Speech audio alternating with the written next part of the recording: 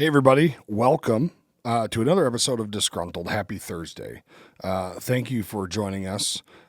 Even if you're watching this after Thursday and you're not catching it the day it came out, thank you for being here. Also, I don't do this a lot. I should probably start doing it more often. But if you are a watcher of Disgruntled or you're new here and you like the content that we put out, please consider leaving us a like and a subscribe. It really would help the channel to try to further the cause, further the things that we got going on here. We would really appreciate it. So today, I had a plan. I've been stewing on it all day. The discussion for today, and to be quite honest with you, I was a little perturbed for most of the day as I was going through my plan for today's show. And in the course of the day, just doing some browsing here and there, I came across an article that is pretty lighthearted, and I think that I would prefer to talk to you about this today. We do a lot of content. We do a lot of content on this channel. I also host another show over on Rumble on the Stu Peters Network called The Richard Leonard Show, and we get down to some pretty down and dirty things on there. And so I want to be able to bring a mix of content ideas to both platforms. Being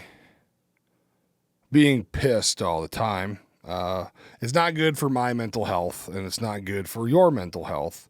And so if the things that we talk about here on Disgruntled, just for one person at any point in time, brings a chuckle or kind of lightens up your day, then we feel good about that. So today we thought we would do that. And so I came across an article, and it's titled, "The 23 Things Veterans Carry with Them for Life." And we all know that there are a lot of things. There's probably a lot more than 23 things that veterans carry with them for life. Some more, some less maybe. And this is kind of just a list. It's lighthearted, right? We're not talking about the PTSD and the depression and the adjustment disorder and all the negative connotations that go with military service and war. We talk about those a lot, and they're very important. But there are some other things that I believe that we take with us on our journey through the rest of our life. And if you are a person that knows a veteran or married to one or lives with one, you know, a parent or a sibling or a friend or a roommate or whatever, some of these things you may see in those people. So I think we should go through this list, and we'll talk about these things. There's a few of them, in my opinion, that they're not very accurate to a large amount of veterans. But I get it. I understand each and every one of these.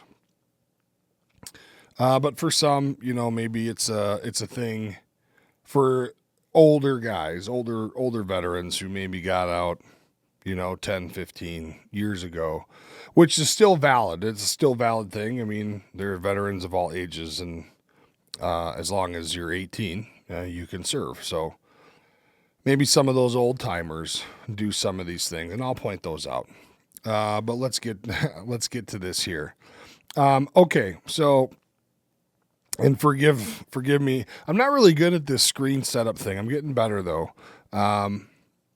So I realize I'm kind of covering up here a little bit. But it reads here. Here's where we start.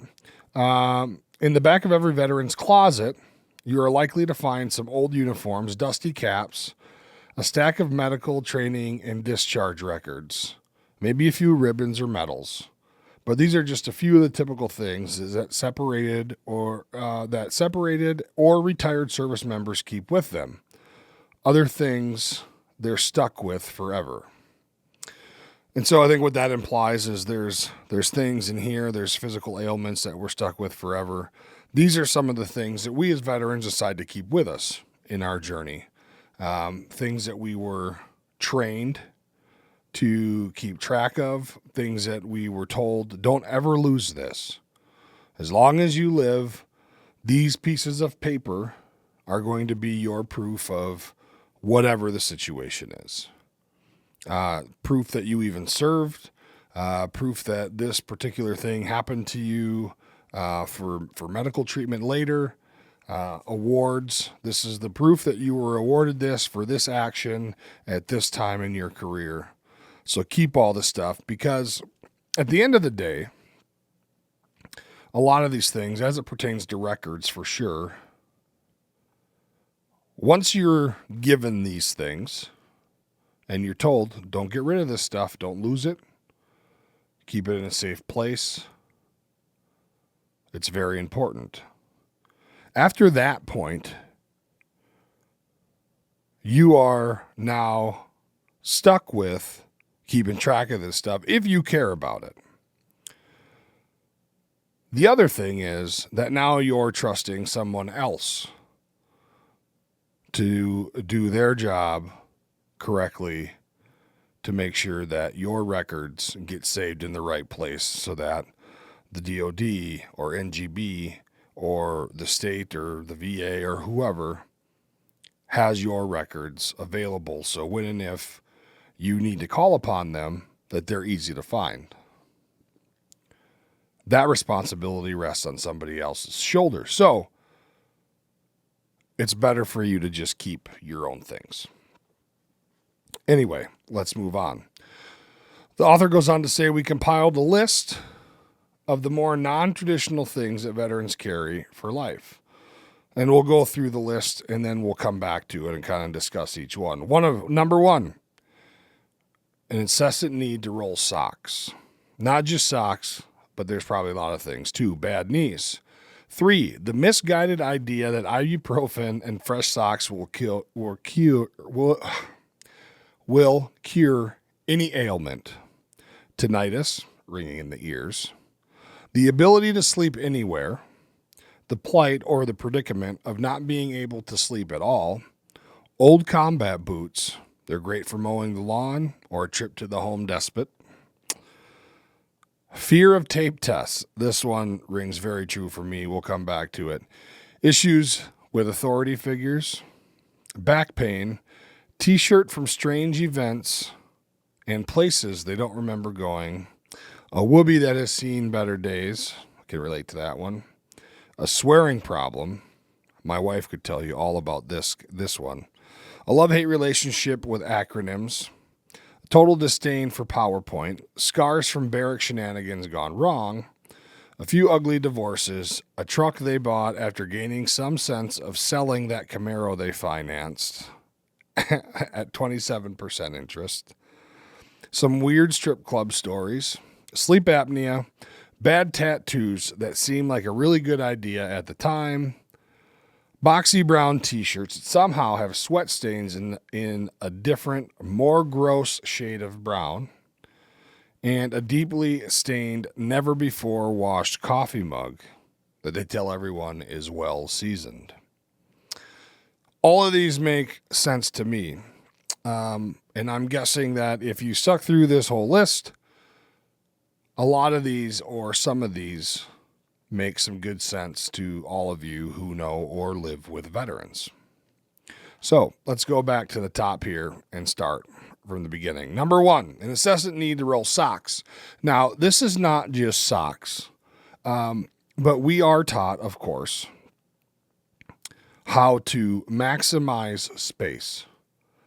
Because as an individual soldier, you are not given a whole lot of space to keep your things. And there are ways that you are to keep your things. For example, in basic training, you are given a wall locker, a few drawers, some hangers, and it is your responsibility to keep them in the proper configuration that you are taught and told about when you get there.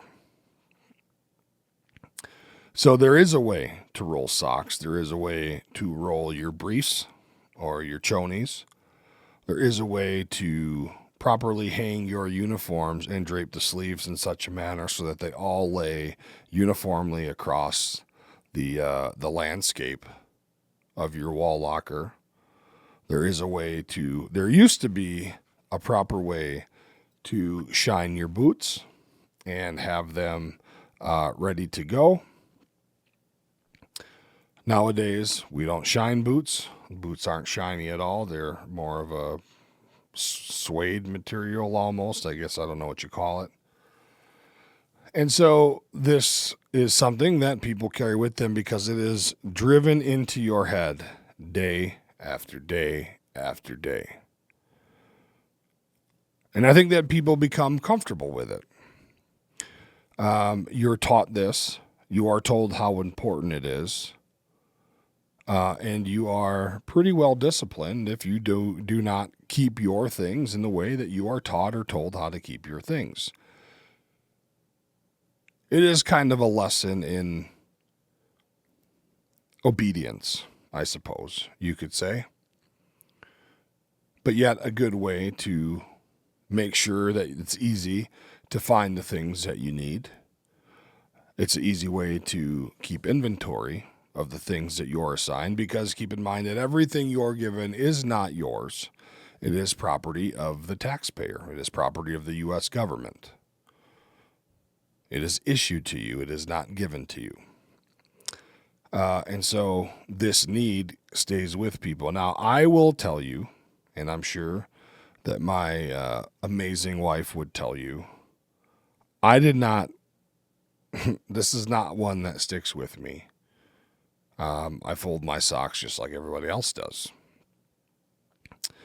In fact, I'm not very good at folding clothes at all. So this is not one that stuck with me. Moving on, bad knees. I think this is pretty self-explanatory. The thing that we should talk about here is that I believe, and I could be wrong about this, but I believe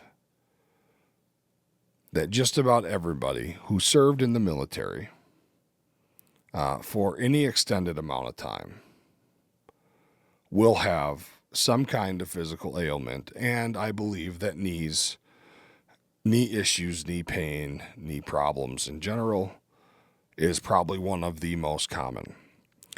In the U.S. Army, and I would guess the Marine Corps as well, there is a lot of walking, a lot of carrying heavy things for long distances, a lot of running with heavy things, a lot of getting up and getting down, getting on and off vehicles, just a lot of wear and tear on your body. And the most of that wear and tear happens to your lower body because of everything you have strapped to your upper body. So you just constantly are beating down weight on your hips, your knees, your ankles. So I believe that bad knees is extremely common, if not the most common ailment that most veterans that you may know have. Number 3, the misguided idea that ibuprofen and fresh socks will cure any ailment. Now, this one is pretty interesting because it couldn't be any more true. There is a whole litany of things that ibuprofen is good for. But not everything.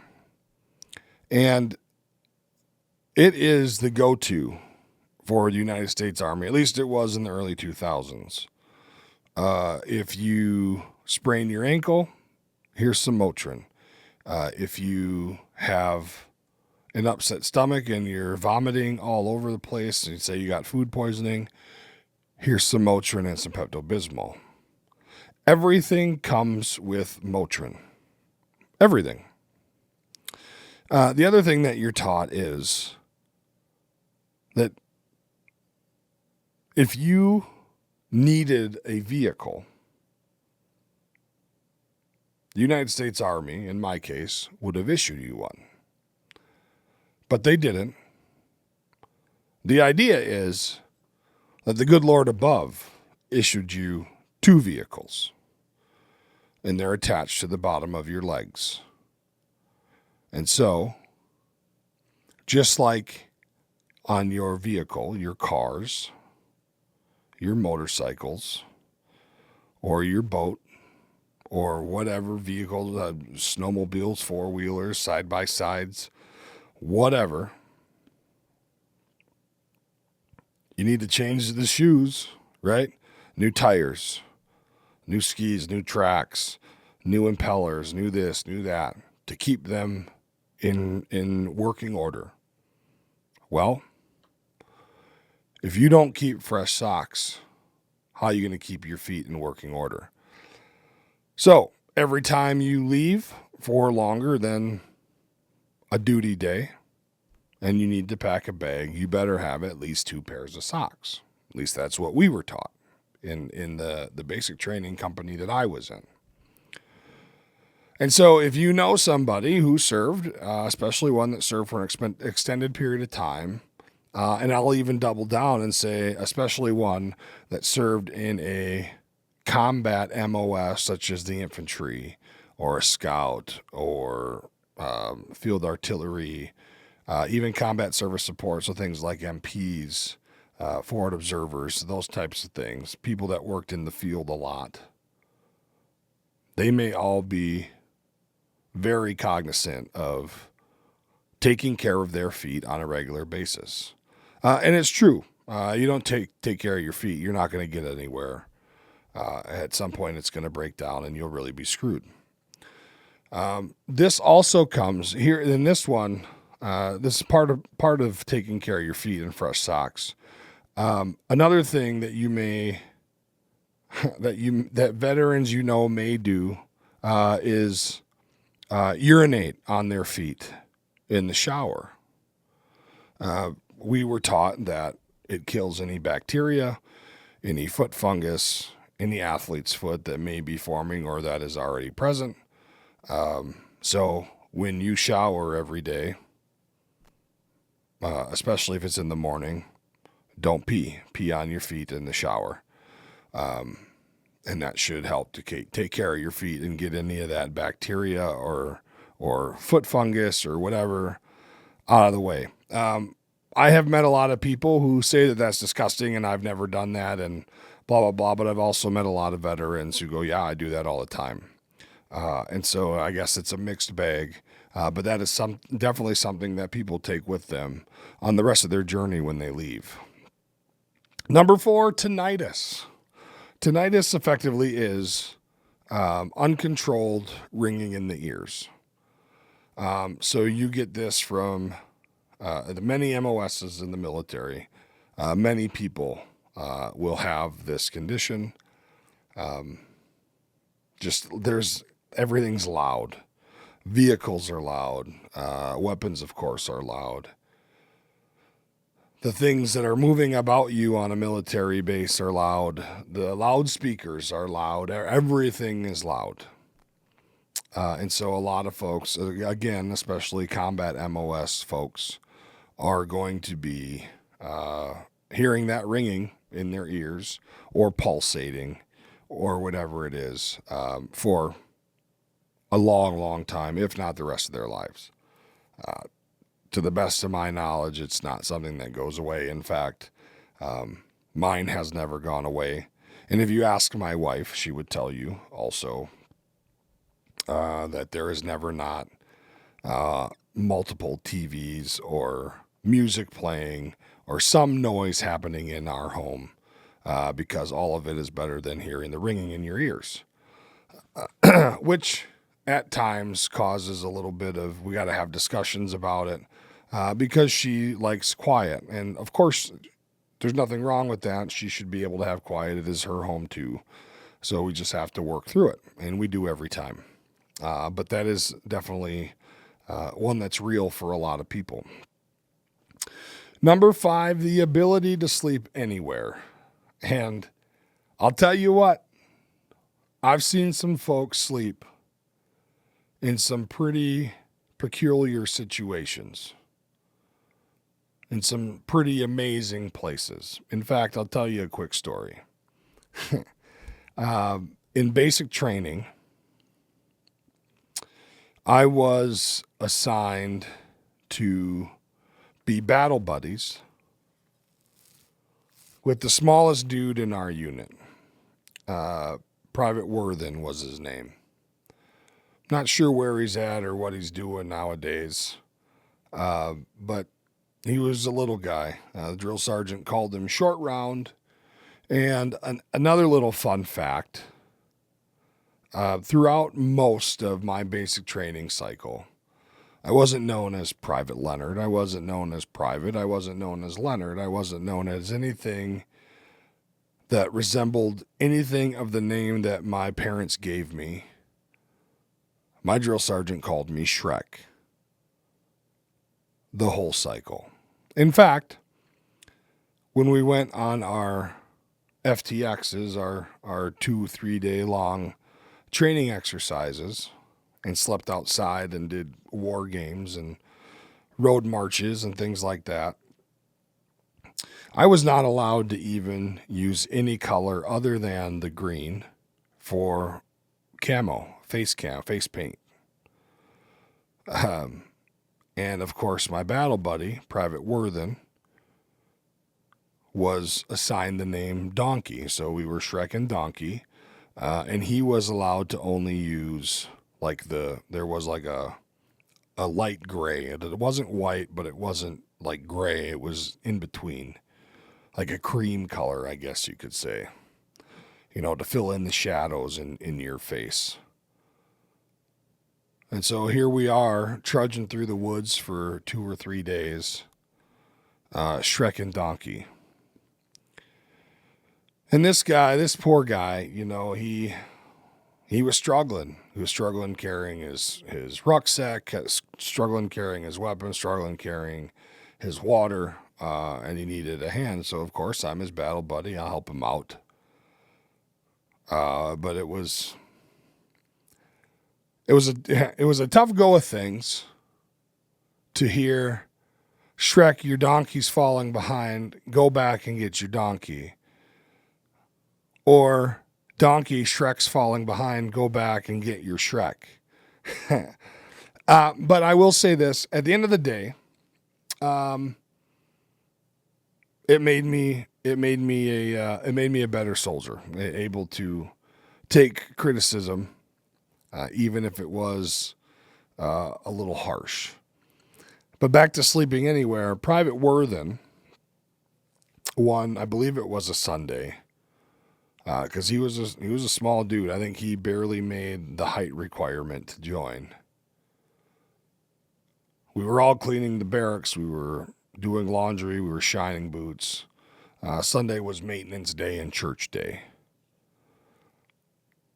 Drill sergeant came in to do accountability. And everyone's there standing tall at the end of their bunks, except for my donkey.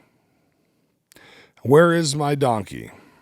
Shrek, where is your donkey? I was asked. Drill sergeant, I don't know. I don't know.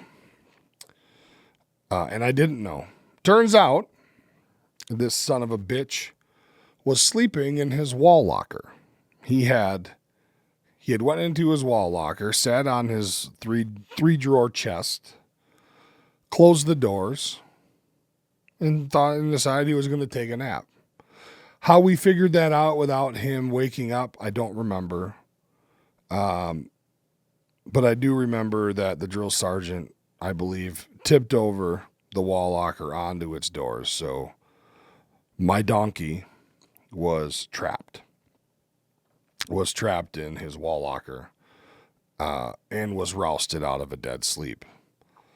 So people will sleep anywhere. People have slept through firefights in an armored vehicle. People have slept through Uh, general officers walking into a room when you're supposed to stand up at attention and acknowledge their presence, and folks are just racked out, leaning against the wall. People have slept standing up in formation, in vehicles, in freezing cold, in intense heat. Soldiers will sleep anywhere. And I'm not sure if this is something that is a good thing to learn. It kind of insinuates that military members aren't given enough time to rest based on the intensity of the work that they perform. But what I will say to that is the mission comes first. So we'll sleep when the mission is accomplished. Okay, let's move on down the list. Number 6, the plight or the predicament of not being able to sleep at all. Well, we kind of just went right backwards, right? To be able to sleep anywhere to not being able to sleep at all. And I think that this one is real for people. I think that this is real for people more so that have some maybe some PTSD symptoms, or that have done like awkward schedules while they were serving, or that just have a heightened sense of awareness, and find it hard to rest without a planned sleep plan in place. You see, in the military, we do what's called sleep plans. A percentage of the unit, whether it's a squad, a platoon, a company, a battalion, whatever size the element is, a percentage of them beds down. You know, you get from this time to this time is your rest plan. So go get something to eat, rack out, get some Z's, because at this time you got to be back so that the next round of people can go through with their rest plan. And so it becomes a pretty intricate chain of events, if you will, or at least that's what it's intended to be, so that everybody can get at least adequate and equal amounts of rest and time to eat and just unwind and kind of let the events of the day process and whatever you need to do with your personal time. And so I can see that being a problem for some when they get out of the service. If it's not a situation with nightmares or insomnia or anything like that, sometimes it is just the idea that there's not an adequate plan in place, and military members become creatures of habit, especially ones who have served for a long time. And so when that old saying, you can't teach an old dog new tricks. And so when you have these things going on, it becomes a little more difficult for people to just kind of bed down and let their mind wander and relax, or whatever the case may be. So I can see that being an issue, but I think number 5, being able to sleep anywhere, is a lot more prevalent in a larger percentage of military members and veterans. Number 7, old combat boots. They're great for mowing the lawn or a trip to home. They're great for anything.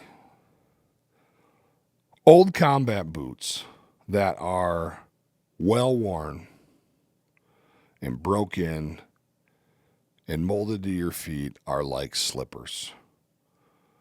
There is not a better piece of footwear on the planet than an old pair of combat boots that you wore in the mud, in the rain, submerged them in water and wore them for 4 days wet and got foot rot in them, and they smelt to high heaven. And then on the backside, they come out and they're amazing. I have 2 pairs of boots, and this may sound ridiculous. I have 2 pairs of boots from my very first tour in Iraq. They were the only 2 pairs of boots that I really wore, to be quite honest. And I got them put away. I got them put away for later in life because they're that comfortable. So when I'm a really old guy and I don't want to be buying boots and breaking them in or whatever, I plan on wearing them for like motorcycle riding and just working around the yard and whatever else. But I'm telling you guys, they're like old slippers that your great grandfather wore and broke them in great, and now you got the same feet as. I mean, they're crazy. If you've never experienced this, even if you're not in the military or haven't been, I think that they're probably pretty readily available to the whole world. Get yourself a pair of the old issue boots from like the early to mid 2000s. Bellevilles, I think, were some. I think mine are Bellevilles. And wear them. Wear them, get them wet. The first time you wear them, put them on, lace them up tight, and go walk in the water and submerge them, and then just wear them until they're dry. And then wear them in the heat and do everything in them. And I promise you they'll be the best boots you ever had. I love mine. This is a number 7 by far is the best one up to this point. Number 8, fear of tape tests. Okay, this might take over number 7.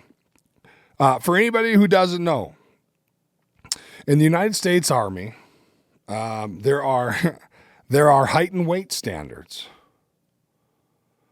And so for your age and your height, you are given an allowed weight that you cannot exceed.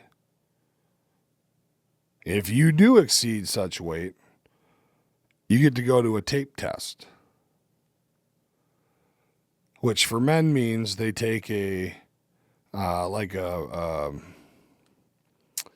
tailor's measuring tape, the flexible one that's actually like tape, and they measure your neck, the circumference of your neck, 3 times, and they measure the circumference of your belly, right around your belly button, 3 times, and plug them into some formula, and it spits out a body fat percentage. So if you are over your allowed weight, that's okay, but you better be under your allowed body fat percentage based on the tape test.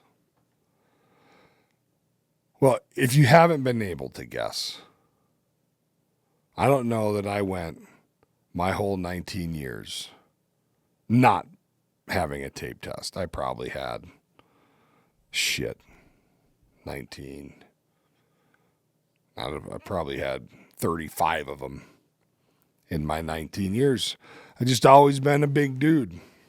And there were a few I didn't pass, and there were times, well, a few. There were some I didn't pass.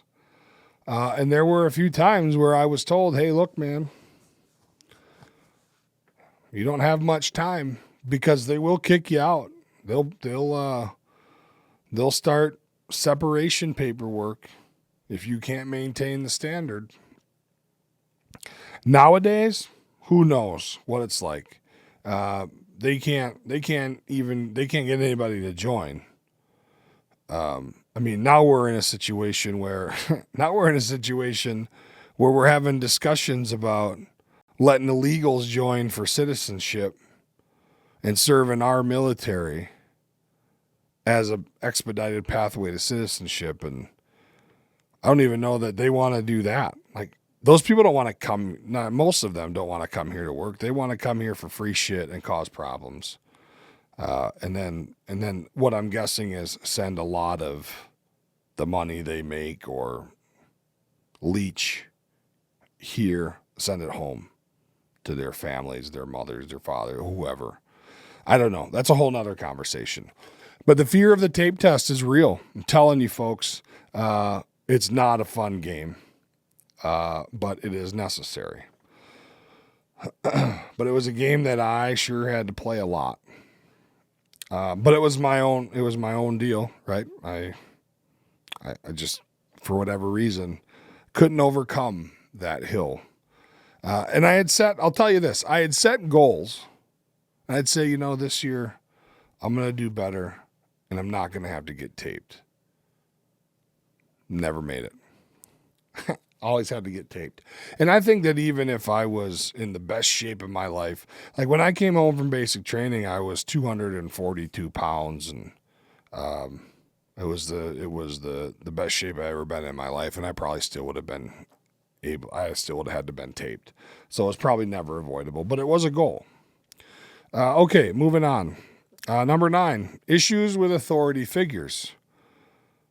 Well, I don't know that we really need to discuss this one in too much detail. I think we already know. I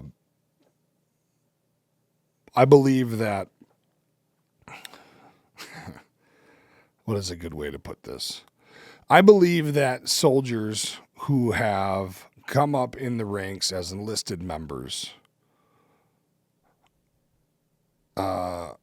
at times have very sensitive bullshit meters, especially in the environment that I served in the Army National Guard, because you have a whole litany of people, and everybody has a different background. Everybody does something different for a living, and you got people who are upper management who are lower enlisted people in the military, but in the civilian world, they're upper management. And then and the vice versa goes for other things. You got people who are, 15-year garbage men who aren't leadership, who are senior leaders in the National Guard. And there's nothing wrong with being a garbage man, but I guess what I'm trying to say is that there's people in the Guard who on the civilian side are the complete opposite in structure or in hierarchy in their jobs versus what they are in the military, and vice versa.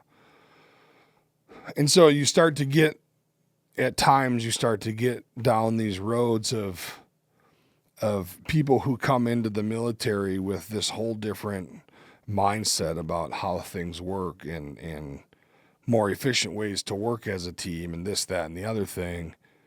And there's people that don't like that because they spent their whole career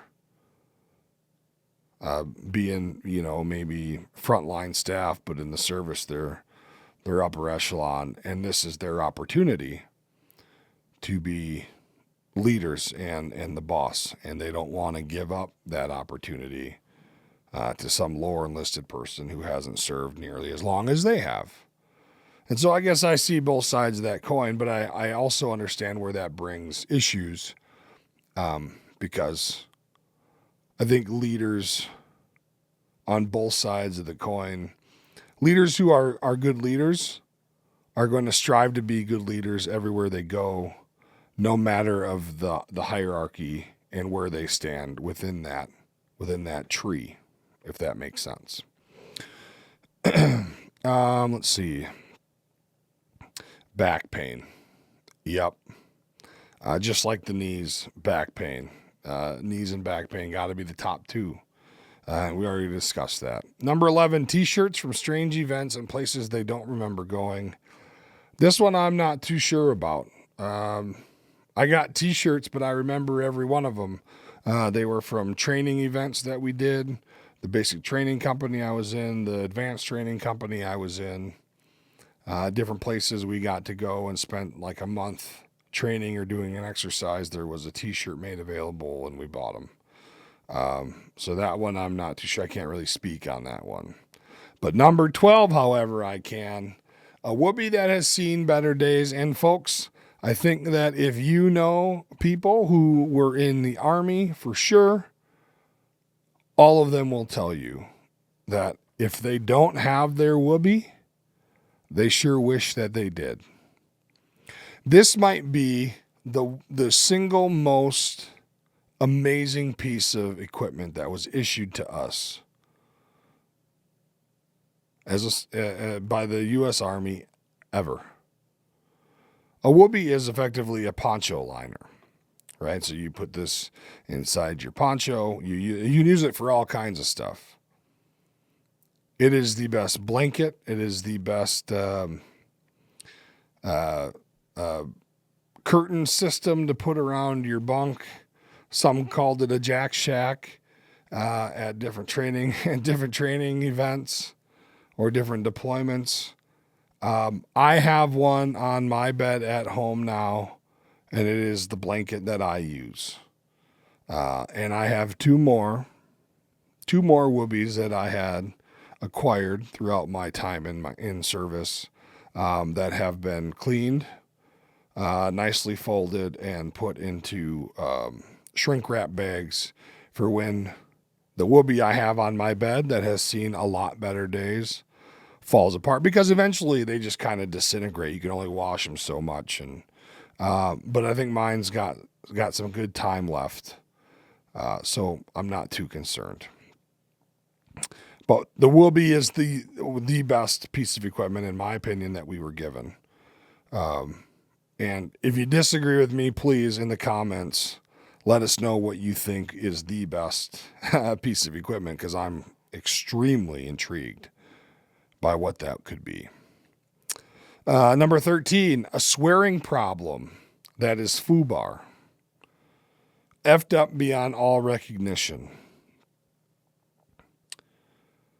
See, now, I don't know that this is a problem. I think it is more of a swearing situation.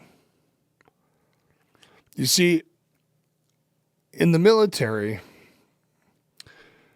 cuss words are a great way to drive home a point. And there are a couple that I won't use on this show, because I'm not sure if I'm not sure if I'm allowed, to be honest. So Rocky, if you watch this, or any Ops Lens people, please let me know. But it's a great way to drive home a point. It's a great way to show people that you mean business.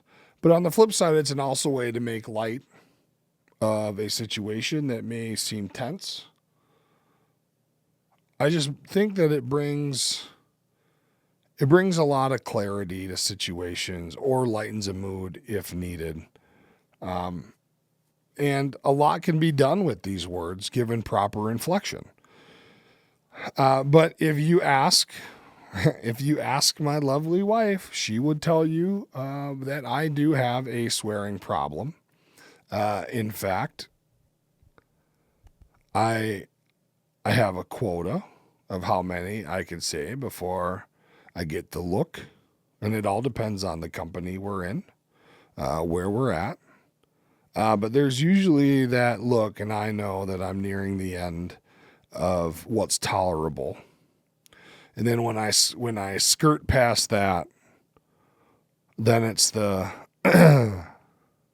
and when I skirt past that, then it's just the you need to watch your mouth, right? And rightfully so. Like, I guess I need somebody to tell me, hey, you're not wearing an Army uniform, and we're not on a base, and so I appreciate her for that. But what I really appreciate is her technique, because you can see there's different levels. There's the look, there's the clearing of the throat, and then there's just the all out knock it off. So babe, I love you for that. Thank you. A love-hate relationship with acronyms. I love acronyms. The only thing that there is to hate about them is that not everybody understands what they are. But acronyms are great. A total disdain for PowerPoint. This could not be any more accurate. PowerPoint is probably one of those things that if it were a person and it was standing in front of me smiling, I would pick up my cellular telephonic device. I would call the local dental office. I would make an appointment for Mr. PowerPoint. And then I would punch him in the mouth and hopefully knock out some teeth and send him to his appointment. PowerPoint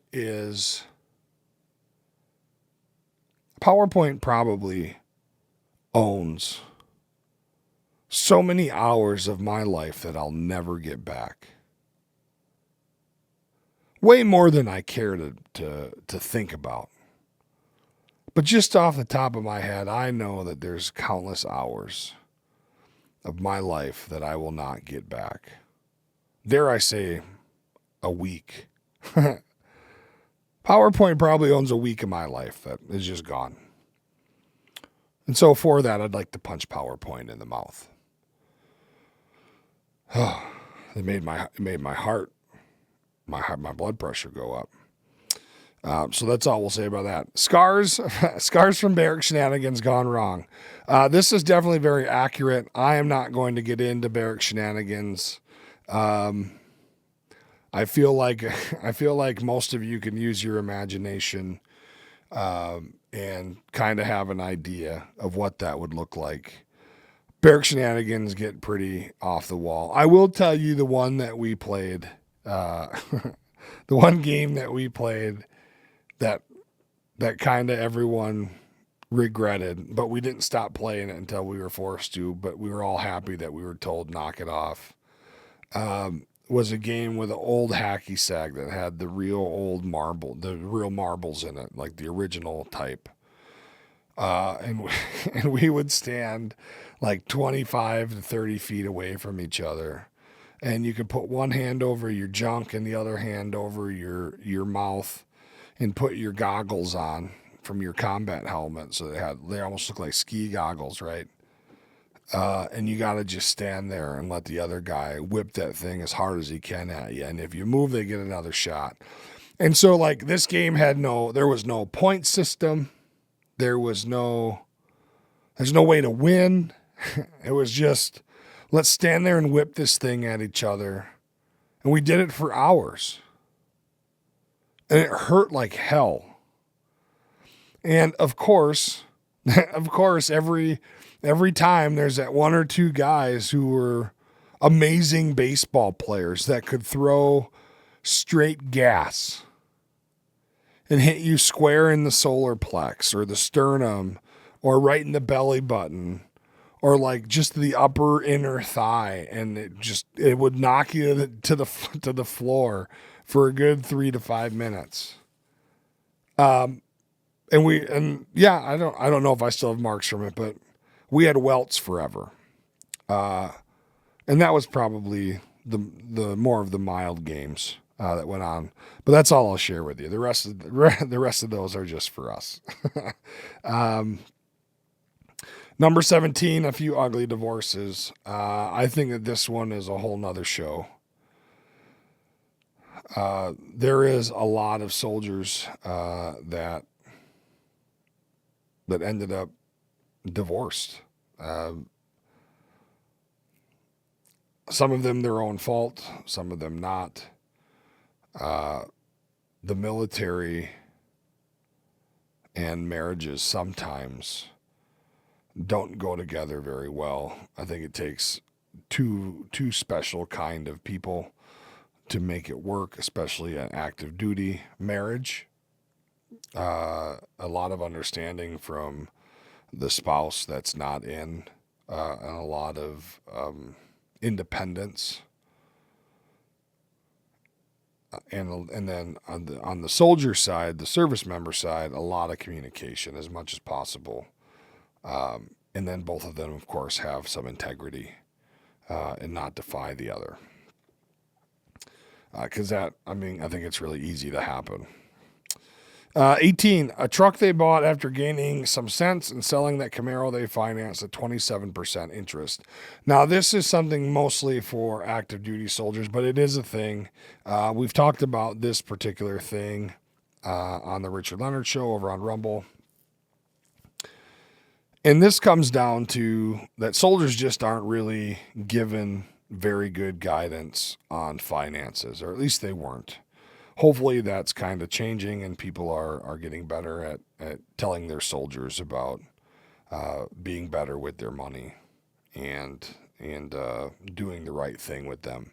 But it's very common on military bases to see young soldiers with new Ford Raptors or Camaros or Challengers or TRXs or whatever the foreign cars are that are really nice and probably shouldn't be bought by 19-year-old kids with a $2,200 a month job.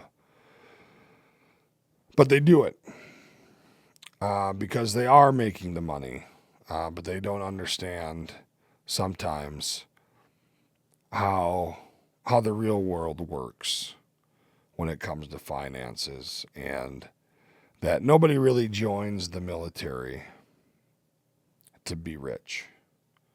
It's a selfless act. And from what I understand, there are some initiatives out there to try to get soldiers to think better about investing their money and saving their money and where to put it, and create a retirement account for themselves, and to ensure that they can build something for their future.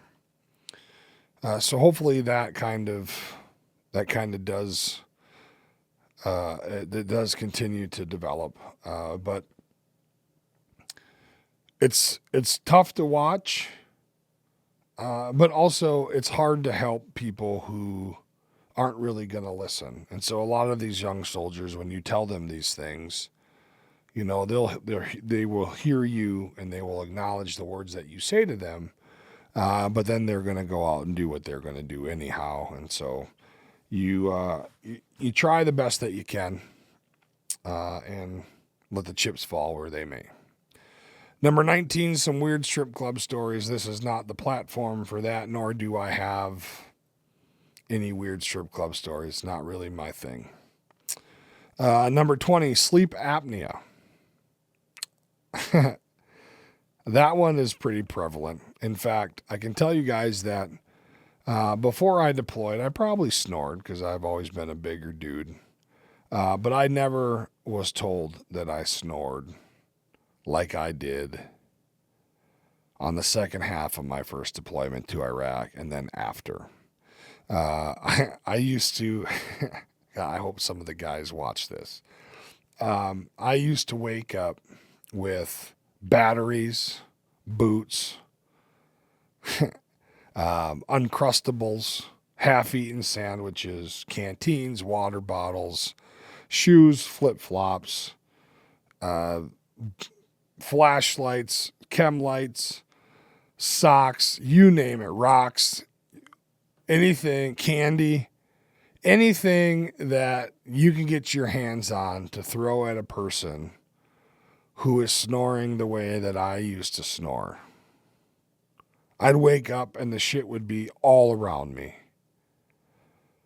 And then you look around and everyone's staring at you. And I had no idea that any of this was going on.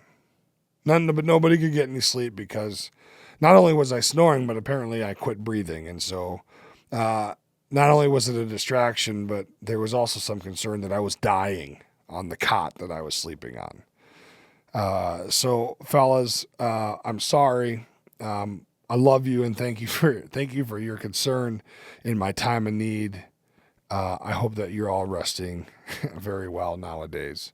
But sleep apnea is definitely something that many veterans, I believe, contract during their service.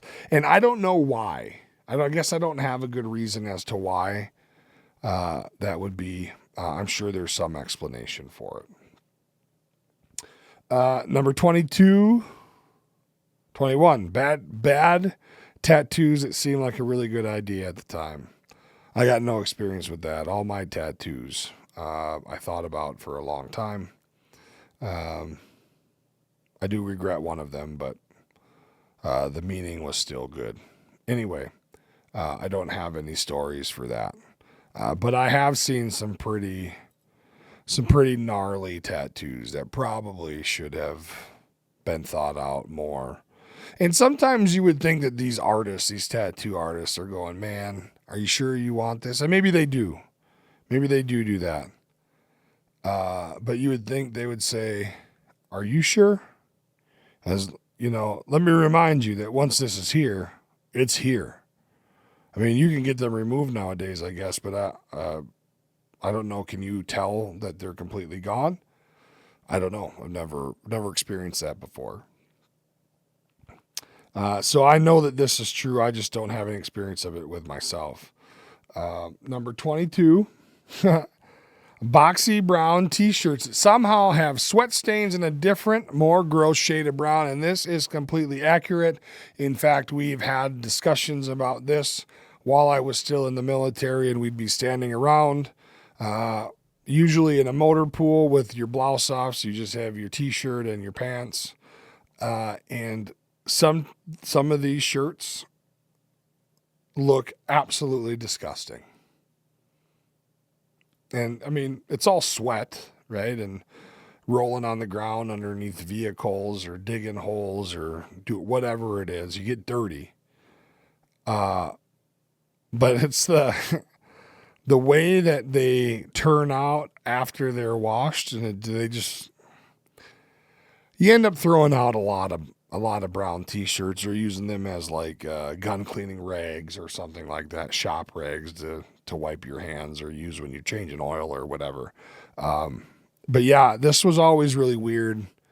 I don't know what that's all about, but very true. 23, a deeply stained, never before washed coffee mug that they tell everyone is seasoned. This is one that is probably more the older veterans. And maybe not. Maybe it's for younger vets too. But I do remember a couple of the old timers that had coffee cups that used to be white, but no longer are they white. So yeah, it was a little interesting. Here's my thing. I would love to have the same coffee cup every day. I just forget where I leave them, or I leave them in the truck, or I leave them in the studio here, or I leave them in the other studio, or I leave them in the bedroom, wherever I'm sitting. And so they're never readily available every day at the same place, until I collect them all up and then wash them. But I believe that on deployment, this is very true for people, because it's part of what they bring to work every day, and go home with it and bring it back every day. And that's their one cup that they use. But they do get nasty. And even more than that are some of the coffee pots that folks kept in their workspaces.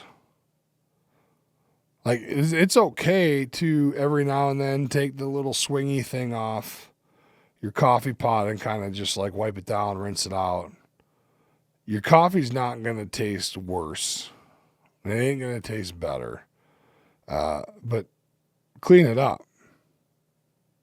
Right? I don't know. It just looks gross. Sometimes it smells gross. But anyway, I really went off the rails with time. We were almost an hour today. But those are kind of just some things. And so keep in mind that military service breeds a lot of good things in people, that they take with them. A lot of these things they're kind of lighthearted. Some of them are lessons or life lessons that are learned through the process of serving in the military. And some of them seem weird to people, just because it's a different way of operating. It's a different way of doing things. But to me, I would say out of 23, 21, or 22 of them are pretty accurate and pretty normal. And there's no problem with any of them. But 21 or 22 of them are something that I can identify with. And so keep that in mind, when you are around people that served, or even if you are around people and you don't know if they served, some of these things you might pick up on. And it's okay to ask questions. Ask them, hey, by the way, did you serve in the military? Because I saw this thing and this guy was talking about this, that, and the other thing. And so maybe there's a couple of these things are something that they do. I will tell you one thing. If you ever meet a person in a workspace or somewhere else, it's usually at work, that has complete and utter total disdain for PowerPoint, they served in the military. Hands down. I'd be willing to bet 90% of them, if not more, are veterans. PowerPoint sucks. PowerPoint's horrible. Anyway, I hope that you guys have a great week and a great weekend. We will be back with you next week. Stay tuned for more content coming your way. As I said before, if you like the stuff that we're doing, please drop us a like and subscribe. We're trying to build some things out to bring you some more awesome content. We got to build it. So thanks again, and we will see you next time. Have a good day.